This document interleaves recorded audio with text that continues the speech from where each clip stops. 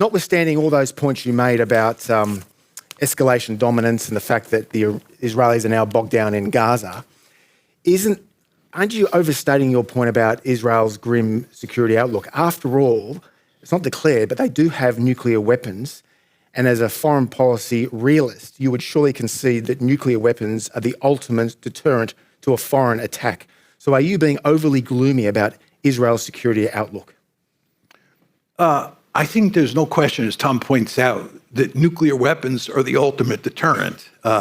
And I don't think any country with nuclear weapons is going to disappear from the planet because another country attacks it. I think that no country would try to inflict a decisive defeat on Israel because it has nuclear weapons.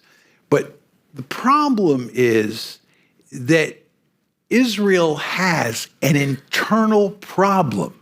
See, Tom's point about nuclear weapons applies if you're talking about Iran hitting Israel. It's an interstate problem, okay? But Hamas is not another country. Hamas is inside Greater Israel. What Hamas is doing is executing a rebellion or executing an insurrection. And nuclear weapons don't do anything for you in that regard.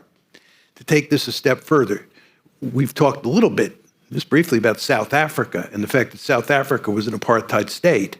And basically that state that existed, apartheid South Africa, disappeared. That state had nuclear weapons. South Africa had nuclear weapons. And what you want to understand, and this is very important in the Israeli context, is that what's happening inside your society, inside your body politic, matters enormously.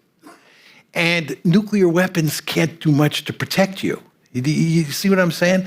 But I don't want to take away from his basic point that nuclear weapons do provide deterrence against Iran getting nuclear weapons or... Well, I mean, many scholars would still argue that the security outlook for Israel is not as grim as you point out, not just because of their access to nuclear weapons. Let me put this to you. This is Fareed Zakaria, a CNN host who's also a columnist of the Washington Post. Now, admittedly, he said this before October 7, but let me put this to you. This is what he says. First, there is the disappearance of the Arab threat. From its first day in existence, Israel has faced the danger of extinction by Arab armies. This is the threat against which the Jewish state has planned, armed, and trained for most of its national life. Today, that threat is gone. Second, the armies from Israel's main strategic adversaries, Iraq, Syria, Egypt, historically, they're in disarray, while the Israeli armed forces have become the region's superpower in a league ahead of the rest. How would you respond to Fareed Zakaria? He's right in that sense, that those traditional adversaries have effectively disappeared. When I was young and the 1956 war took place, the 1967 war took place, the 1973 war took place, these were all conflicts that involved Israel up against Arab states. And by the way, in 1948, when Israel got its independence, May 14th, 1948, yesterday was Israeli Independence Day. But 76th anniversary. Yeah, but there's no question that the Israelis fought wars in 1948 against... That's his point. But that's not the threat anymore. There's a whole new set of threats called Hamas, called Hezbollah, called the Houthis. Yep. But aren't we seeing a broader trend in the Middle East between the Iranian-backed Shia proxies that you just mentioned, Hezbollah, and the Houthi rebels, versus Saudi Arabia and the Sunni Gulf states? Isn't that the broader issue? And doesn't that, to the extent that is true, help Israel? Because you've got a civil war, essentially, in the Muslim community in the Arab world. How does it help Israel solve the Gaza problem? Explain to me how that helps Israel solve the Gaza problem. And while you're at it, explain to me how it helps solve the missile problem that Hezbollah, Hamas, and the Houthis and Iran present to Israel. You, like former President Jimmy Carter and the university... We've got time for questions. I want to get through it. You've called tonight Israel an apartheid state. Can't Palestinians vote? It's important to understand there are basically three groups of Palestinians. The Palestinians, obviously, in Gaza, who we talked about tonight, the Palestinians in the West Bank, and then the Palestinians inside of what's called Green Line Israel. That was the Israel that existed up until the 1967 war, before they captured those two territories. And when I say there's 7.3 million Palestinians in Greater Israel, that includes the Palestinians in all three of those areas. The only Palestinians who can vote are the Palestinians in Green Line Israel. The Palestinians in Gaza and the West Bank cannot vote, right? So that's one point. The second point is the Palestinians in Israel do not have equal rights.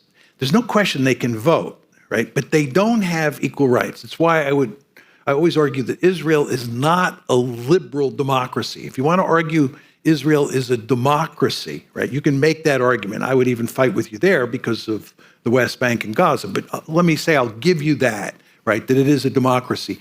You can't make the argument that Israel is a liberal democracy because the Palestinians don't have equal rights inside Green Line Israel. This is the principal reason, in my opinion, that Israel does not have a constitution. They've moved in that direction a couple times, but they can't go too far down that road because they don't want equal rights. They want a Jewish state, not a state where Palestinians and Jews are equal in number and have equal rights. Okay, but your critics, and they're not just Jewish leaders, a lot of people in this room presumably would say it's a stretch to compare Israel today to the old racist South Africa of yesteryear. And this is the late Les Gelb, someone you knew, the former president of the New York-based Council on Foreign Relations. Quote, "The US is helping to protect one of the few nations in the world that share American values and interests, a true democracy." And this is Richard Cohen, a long-time columnist of the Washington Post. The Israel of today and the South Africa of yesterday have almost nothing in common. In South Africa, the minority white population harshly ruled the majority black population. Non-whites were denied civil rights, and in 1958, they were even deprived of citizenship. Cohen goes on to say, in contrast, Israeli Arabs, about 1/5 of the country, have the same civil and political rights as do Israeli Jews. Arabs sit in the Knesset and serve in the military, although most are exempt from the draft. And Cohen concludes, whatever this is, and it looks suspiciously like a liberal democracy, it cannot be apartheid. Again, your response to the likes of Les Gelb and Richard Cohen. Just very quickly, they don't have equal rights. This is the Palestinians who live inside Green Line Israel. They simply don't have equal rights. And what about the Palestinians in Gaza and the Palestinians in the West Bank? This is all part of Greater Israel. But let me make a couple points in addition to that. First of all, whether Israel is an apartheid state is not based on any comparison with South Africa. You have to come up with what is a definition of apartheid, and then you have to look at what's happening inside of Israel and see whether it meets that definition, right? There's no question that there are differences, and I'll get to this in a second, between apartheid in South Africa and apartheid in Israel. But the question is, what are the general characteristics of an apartheid regime, and does Israel fill the bill? Now, as I told you before, if you have any doubts about this, there are huge reports written by Human Rights Watch, Amnesty International, and B'Tselem, which is the leading human rights group inside of Israel, laying out the case as to why Israel is an apartheid state. And I think those three reports make a very powerful case.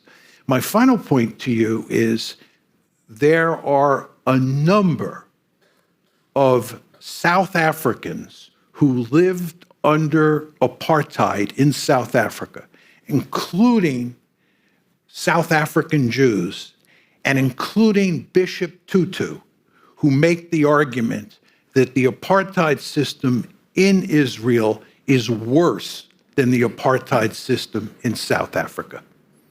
Let's turn to Rafah, the southern city in Gaza. Now, the Israeli leadership seems to believe that a full-scale ground military invasion of Rafah will finish the job of eliminating Hamas. You've said that that's not realistic. Now, your critics would say that with its gleeful mutilations, its rampages, its rapes and beheadings, its baby killing on October 7, Hamas needs crushing. And if Hamas keeps control of Rafah and the people, it wins. The Israelis may believe that Hamas needs to be crushed. And you can understand, given what happened on October 7th, why they feel that way. They're not going to crush Hamas. And if you read the newspapers carefully every day, you will see that Hamas has come back to life in northern Gaza, and the Israelis have now sent military forces into northern Gaza to deal with Hamas. The New York Times and the Wall Street Journal today have articles dealing with the fact that Hamas is almost impossible to defeat. They're just not going to defeat them. This is why I said to you, ethnic cleansing is so attractive to the Israelis. Ethnic cleansing solves the apartheid problem, what Tom was challenging me on a minute ago, and it solves the Hamas problem, which he's challenging me on now.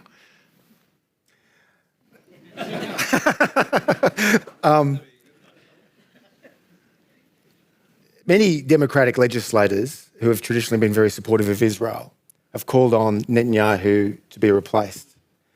To what extent would things change in Gaza and the Israeli military operation in Gaza if Netanyahu is replaced, as many Democratic lawmakers and indeed Brett Stevens at the New York Times has called for Netanyahu to be removed? How would things change? Not at all. This is an argument that I hear in the United States, and it's made by liberal American Jews, people like Tom Friedman. At the New York Times? Yeah, at the New York Times, who believe that Netanyahu is an anomaly, and if we could only get rid of him and replace him with Thomas Jefferson or somebody like that, you know, Israel will live happily ever after.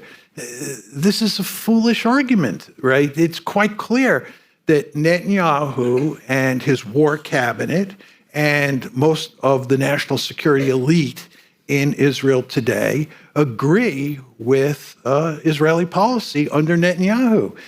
So it wouldn't change anything. It wouldn't change Okay. anything. It would change hardly anything. Now, you say Israel has had Iran in its sights for a long time, but isn't it true that Iran's Shia theocracy has also had Israel in its sights for a long time? After all, many of their leaders have declared the eradication of Israel off the face of the map. Look, there's no question that Iran considers Israel to be a mortal enemy and would like to do away with the Jewish state, the same way Hezbollah would like to do away with the Jewish state. So there's no question about that. And there's no question that the Israelis hate the Iranians or hate Iran. And it's a case of mutual hatred, mutual dislike, call it what you want. There's no question about it. Who is responsible for starting this? The implication of your question was that it is Iran that's responsible, not Israel. Well, it's their leaders that talk about this, about eradicating Israel off the face of the earth. It's pretty provocative, isn't it? I agree. That's correct. But I'm just saying it's not clear that they started it. You want to remember that Iran once had very good relations with Israel, once had very good relations with the United States, and that even in the 1990s, the Iranians were interested in improving relations with the United States. And one could make an argument that if you had gotten a two-state solution, that Iran would have reconciled itself to dealing with this problem. So, we haven't talked much about the two-state solution, in large part because I sort of took it off the table early on. But it's very important to understand that every American president since Jimmy Carter has pushed hard on the two-state solution because we think the two-state solution, we meaning American elites, think the two-state solution is the only reasonable way to get out of this conundrum. What has to be done here is that the Palestinians have to be given self-determination. They need a sovereign state of their own. And this is what the two-state solution was designed to do. And American leaders understood that if the Israelis did not agree to a two-state solution, and you did not get a two-state solution, you were going to have trouble for as far as the eye can see. You all understand, maybe the younger people in the audience don't, but what happened on October 7th is really not an anomaly. There was the first intifada, then there was the second intifada. Late 80s and early 2000s. Pardon? Late 80s and the early 2000s? Yes, 1987 was the first intifada and 2000 was the second intifada. And these were, Palestinian insurrections.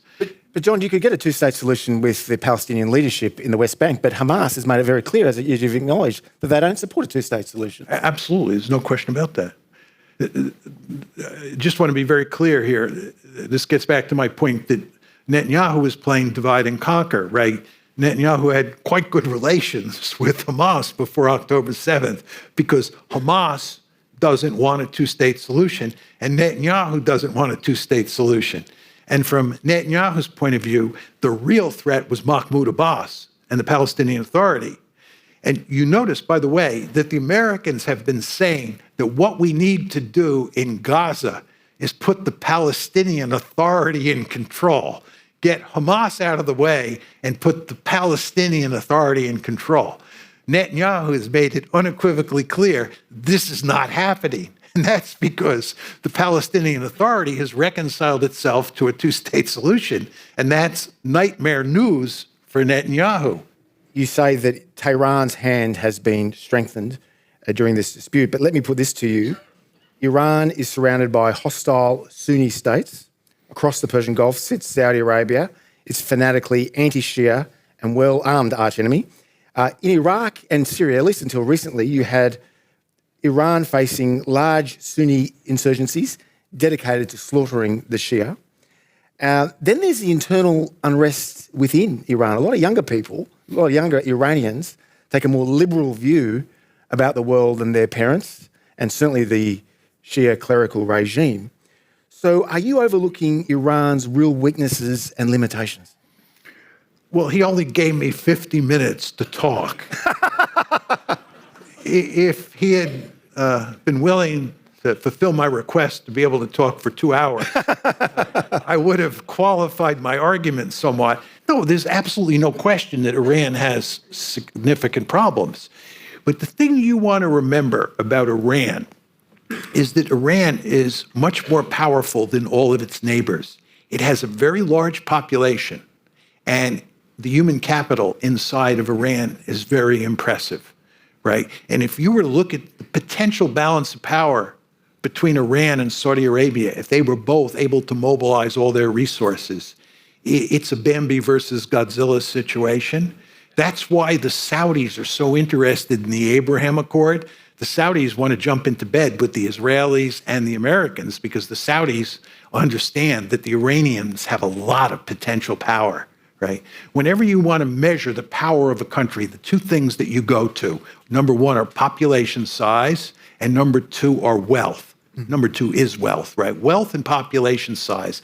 And you look at the Iranian situation, they are potentially a very powerful country, which is not to take away from your points about the problems that they face. Okay, now it's time for question time. And please, I encourage you to try to keep your questions shorter than mine were, but also feel free to ask about not just the Middle East, but also Ukraine and China, about which John has spoken in great detail.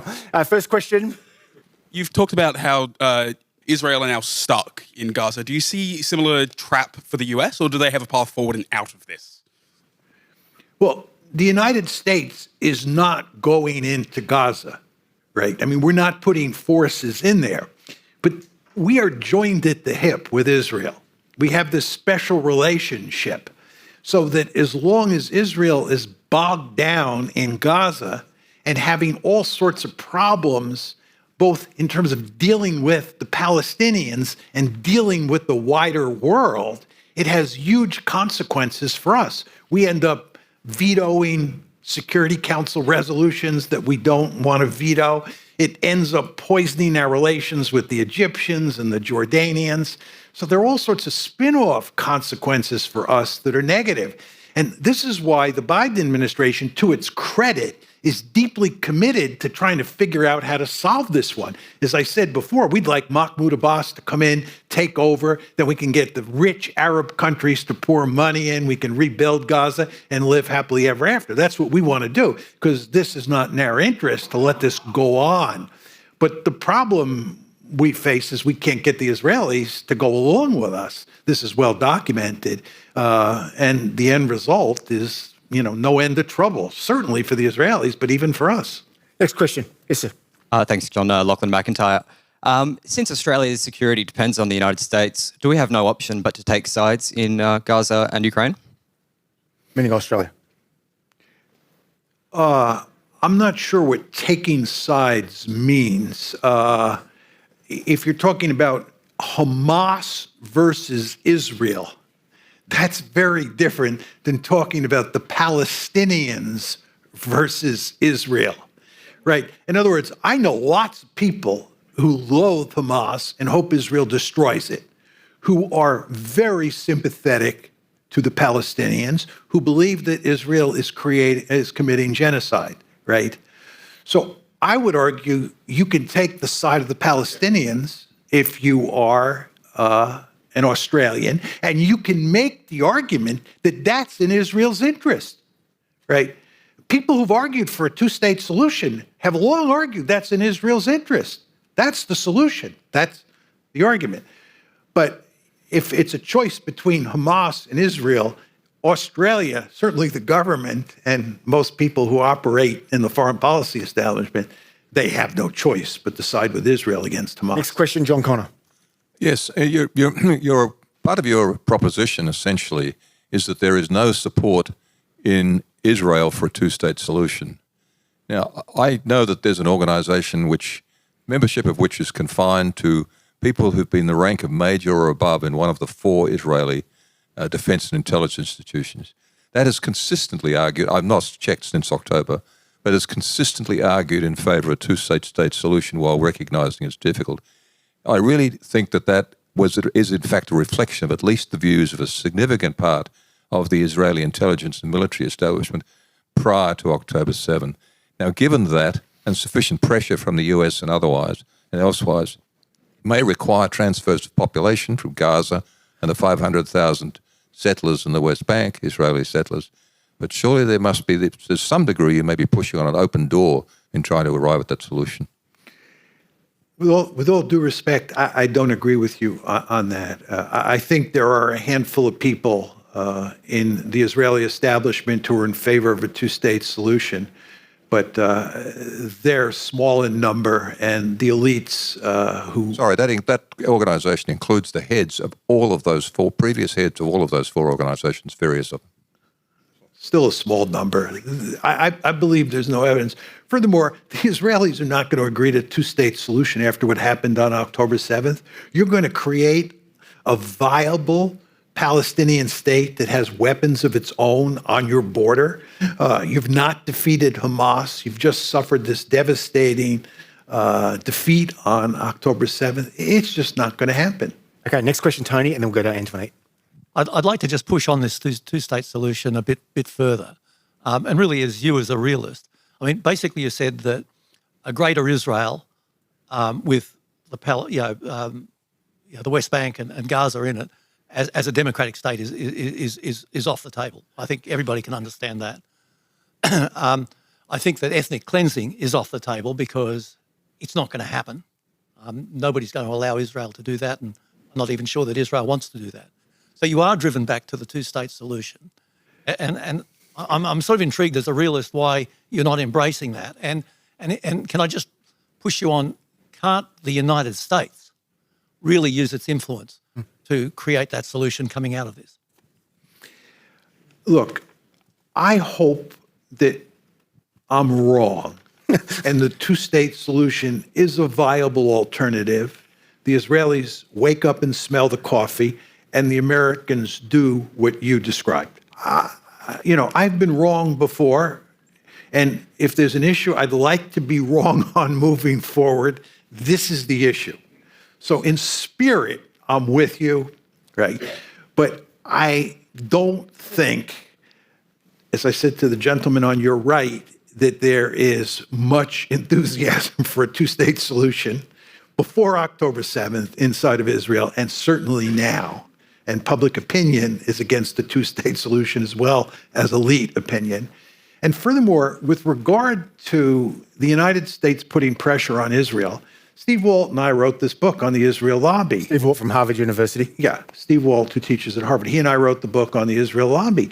And there's no way any American government can put significant pressure on Israel. Well, you say that, but the Reagan administration put pressure on Israel and Prime Minister Begin when they invaded southern Lebanon. This is the New York Times.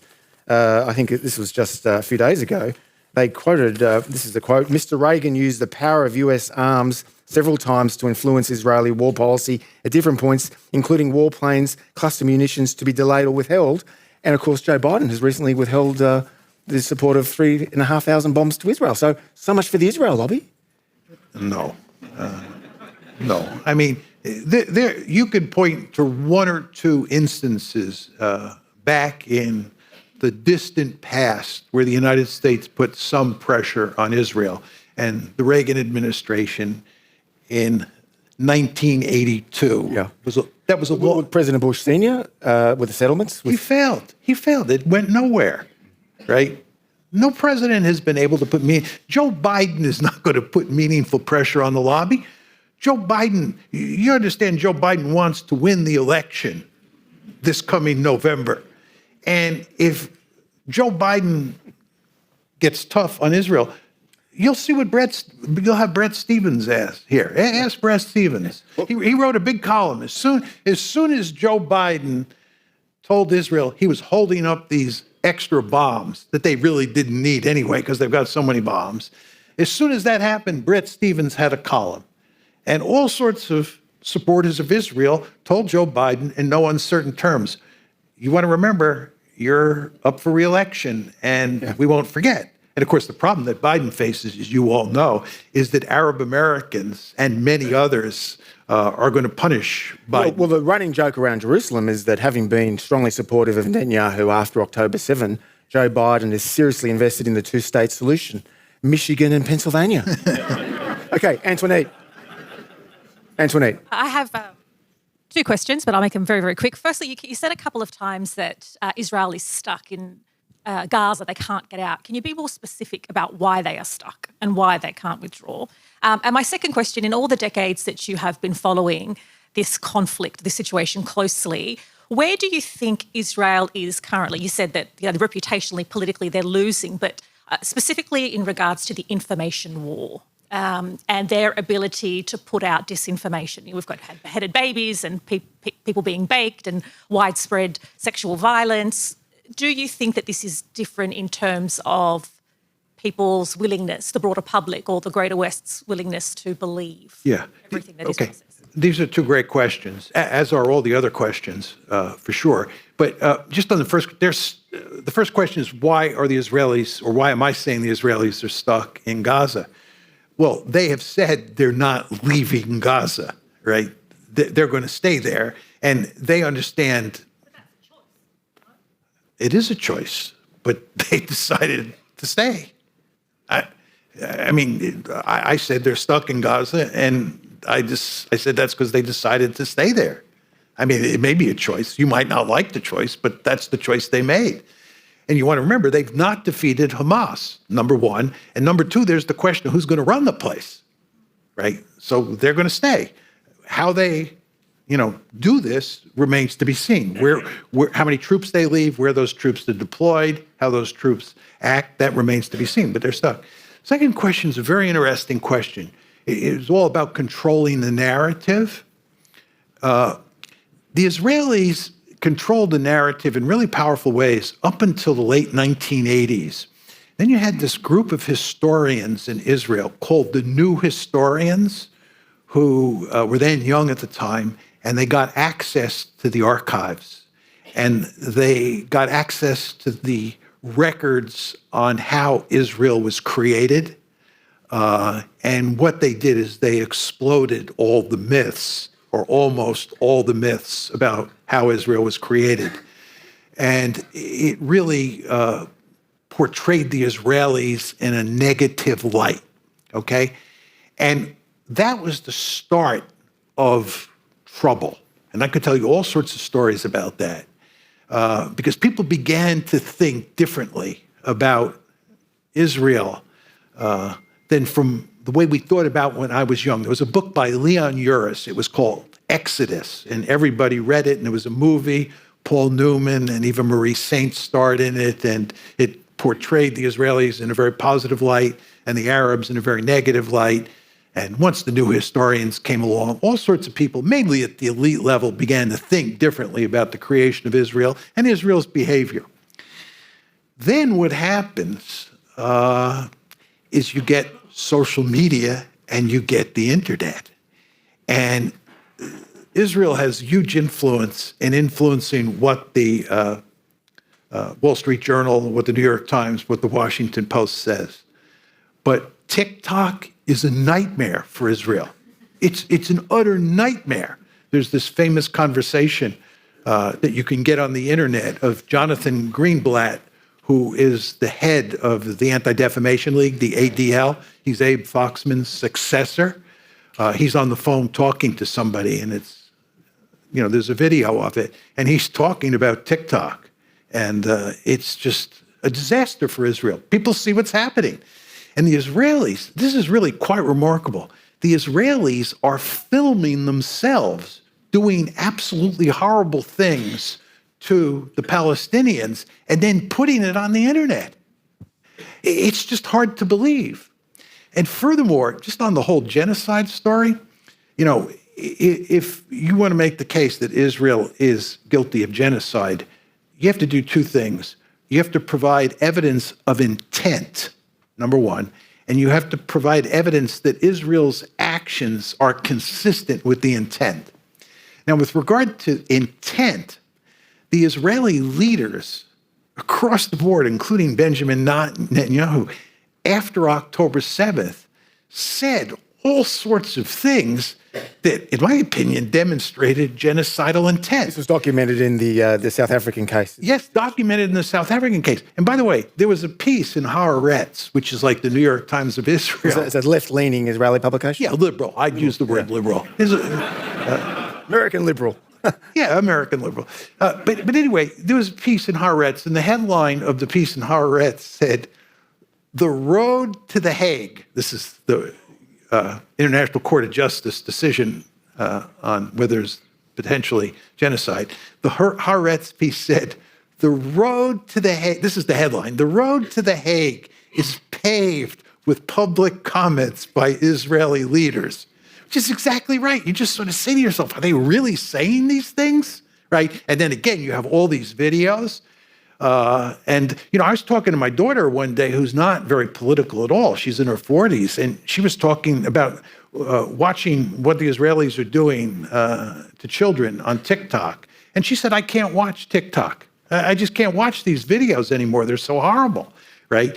This is a disaster for Israel. It's a public relations disaster. John, we've been very happy to welcome students from Year 12, so their last year at high school, from Ravenswood College, which is a prestigious school in Sydney. We've got some students here. We've got one school teacher, I think, wants to ask a question, and then we'll also ask one of the students to ask a question, if that's possible. Sure. Yeah. Thanks for the talk. You mentioned the winners and losers, referring to the US, Iran, and Israel of this war. But I'm wondering, I'd like to hear what you feel will be the impact on the 7.4 million Palestinians, the other party to the war, in the long run. Obviously, they're suffering at the moment. But my real question is really about the one-state solution. You said the options are a one-state solution, two-state solution, continued apartheid, or ethnic cleansing. And for those of us that believe that ethnic cleansing and apartheid are not acceptable and that want to see the maintenance of international law, that leaves us with the one-state or two-state. And I think many experts are saying the two-state's not possible, given the patchwork of illegal settlements. So what would have to change in the future to bring about a one-state solution? As I said, did everybody hear the question? I don't have a good answer to that. As I said to these two gentlemen on my left, I hope that I'm wrong and they're right about the possibility of a two-state solution. I think they're wrong, and as I made clear, and I don't think there's any way you're going to get a one-state solution. And I kind of don't. I don't fully understand where this train is headed, right? I think Israel is in deep trouble. I think the Israelis will continue to push at ethnic cleansing. I think that's what you're going to see. I think for the reasons I tried to elaborate here, that from their point of view seems to be the best solution. I don't think they can get away with it. I'm not 100% sure. I hope they can't get away with it. But where this all ends, it gets back to the brief discussion I was having with Tom when Tom said, oh, Israel has a nuclear weapon. It's not going anywhere. And you want to remember that South Africa had a nuclear weapon, as I reminded Tom, and apartheid South Africa disappeared. The sort of long-term future of Israel is in question for a lot of reasons, many of which I have not touched on tonight for time-related reasons. But you want to understand that immediately after October 7th, 500,000 Israelis left the country. 500,000 Israelis left Israel after October 7th? Yeah. Wow. Yeah. And I was talking to somebody who is in the Polish foreign policy establishment the other day, and he was telling me, you'd be amazed at how many Israelis are applying for a Polish Citizenship. Yeah, Polish citizenship, so that they can have a Polish passport. And the same is true with other European countries. So you don't, I don't want to get into the centrifugal forces that are at play inside of Israel because it's too late in the evening, but this is a country that just has lots of problems. And where this all goes, I don't know. Not least the demographic challenges. Now, do we have a question from one of the students at Ravenswood? Hello, G'day. I'm a Year 12 student at Ravenswood School for Girls.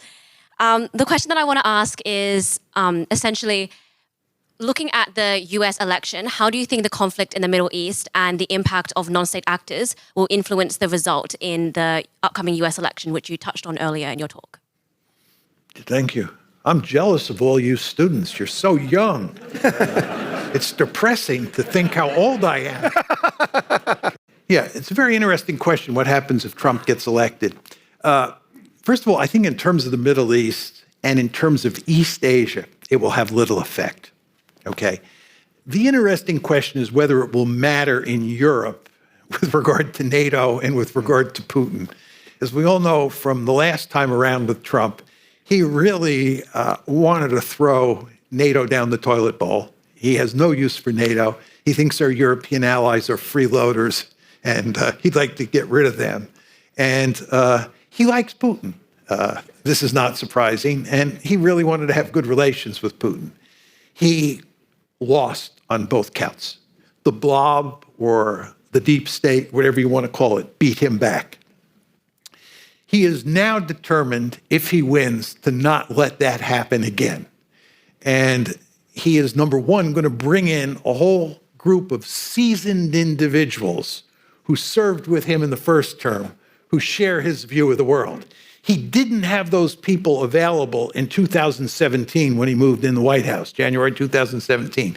He now feels, and I think it's correct, that he can bring in a team of individuals and they collectively can beat back the deep state, number one.